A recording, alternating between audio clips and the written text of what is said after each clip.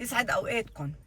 تحت شعار بين للحمار انك منك حمار، احمى يفكرك احمر منه. عم صور هيدا الفيديو ليكوا شو صار معي. اسمعوا كتير منيح لحتى اذا صارت معكم تعرفوا تتصرفوا، لانه الانسان المنيح والطيب والادمي بفكروه اهبل بهالايام. لازم تبين حقك وتفوته، وتبيني حقك وتفوتيه، خاصة إذا كنتي مرة وحلوة بجربوا يستغلوكي ببعض المطارح. رحت اليوم بدي أزز إزاز، كسر لي إياه واحد كان قاعد عندي بلا أخلاق، بعدين بخبركم قصته.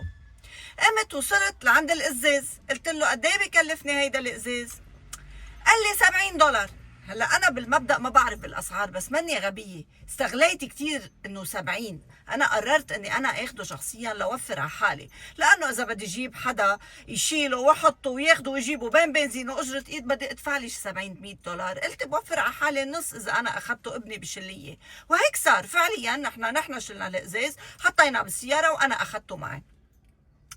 قعدت فكر، قلت انا طربشني، حسيته طربشني، مش دغري اخذت القرار. قلت خليني اسال لحتى اكون مش ظالمته، ما بقبل كون ظالمه، كون مظلومه بس ما بقبل كون ظالمه. رحت سالت اول حدا، قال لي مدام ريما بكلفك $30.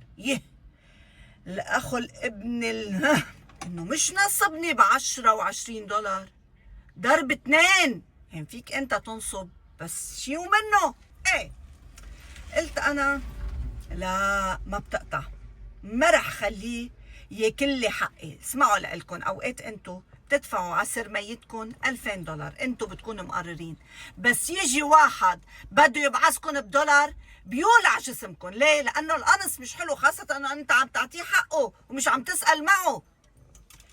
المهم وصلت لعنده انا، قلت له وين ما كان المتر ب$25 وهول ازازات بكلفوا $30، انت ليه بتاخد مني 70؟ اذا قررت تنصب علي انصب شي ومنه لحتى اقول انا بلا بنزيناتي. يعني اذا هني بكلفوا 30 جيت انت انقبرت اخذت 40، مش رح اجي انا ارجع كرمال بنزيناتي، وما رح احكي عليك بالعاطل.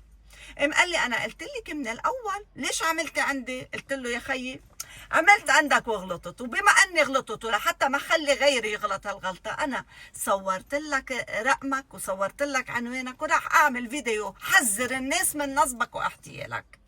ساعتها هو هون لا، وابى الشرف الرفيع، قال لي اول شيء لا انا مش صاحب المحل، انا شغيل عنده، خليني دق له ورقص له يا حبيبي. ودق له، صار يحدثني هيدا وبده يبرر، وقال لي اخر شيء مدام نحن ما بدنا مشاكل معك، خلص خدي الازازات. يعني عطاني الحديده من برا، رح كسر الازاز وعطاني الحديده، وانت اعمليهم محل ما بيناسبك. اول شيء انبسطت كثير لانه شو انا اللي اردته مش هو. ليه؟ عطاني الازاز منتوف ومهيا، هلا باخده على كفايه محل ما بدي.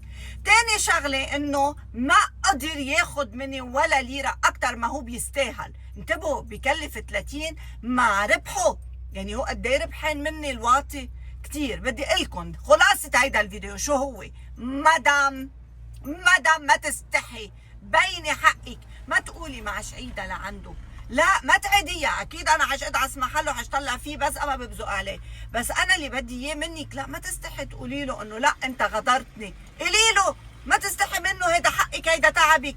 انا اليوم لما بده ياخذ مني $40 زياده او 4 مليون، ولادي احق فيهم اكيد، وانت كمان احق فيهم، ان شاء الله بدك فيه تجيبي فيهم سرميه.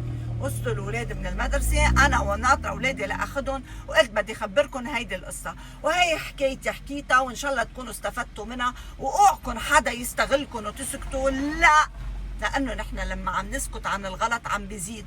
بين له مرت الجاي بس يجي حدا لعنده بيعمل 1000 حساب قبل ما يقنصوا، بقول لك بركي طلع مثلها، بركي طلعت ما بتسكت، بركي طلع هيدا الزلمه ما بيسكت عن حقه. خليهم يخافوا ويتربوا، مش بس كرمالكم، كرمال غيرنا اللي اضعف مننا. بحبكم.